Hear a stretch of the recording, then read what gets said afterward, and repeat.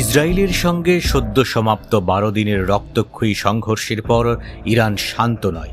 যুদ্ধবিরতির পরেও শত্রুর হুমকি এখনও শেষ হয়নি বলে মন্তব্য করেছেন ইরানের সেনাবাহিনী প্রধান মেজর জেনারেল আমির হাতামি। তিনি স্পষ্ট করে জানিয়েছেন, ইরান দ্বিতীয় দফা যুদ্ধের জন্য সম্পূর্ণ প্রস্তুত। রবিবার সেনাবাহিনীর গ্রাউন্ড ফোর্সের সিনিয়র কমান্ডার ও কর্মকর্তাদের উদ্দেশ্যে দেওয়া এক ভাষণে মেজর জেনারেল হাতিমি বলেন, সেই শত্রু যা আমরা বহুদিন ধরে চিনে এসেছি, তার ষড়যন্ত্র এখনও চলমান।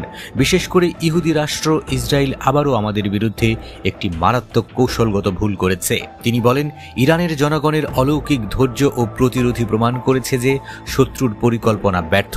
তারা মনে করেছিল একতরফা হামলায় আমাদের দমিয়ে রাখতে পারবে, কিন্তু তারা ভুল করেছে। গত ১৩ জুন শুরু হওয়া সংঘর্ষে ইসরায়েল ইরানের সামরিক, পারমাণবিক ও আবাসিক এলাকায় ভয়াবহ হামলা চালায়। পরে ২২ জুন যুক্তরাষ্ট্র ইরানের নাতানজ, ফোর্দো এবং ইস্পাহান পারমাণবিক স্থাপনায় বিমান হামলা চালায়। এরই প্রেক্ষিতে ইরান চালায় পাল্টা প্রতিরোধ।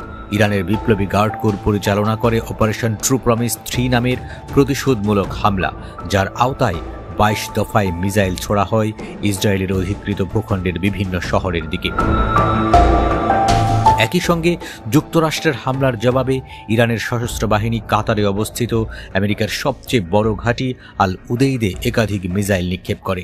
ইরানের সামরিক শক্তি যে এখনও আগের চেয়ে অনেক বেশি সুসংহত এবং কার্যকর তা প্রমাণ হয়ে গেছে এই পাল্টা হামলাগুলোতেই।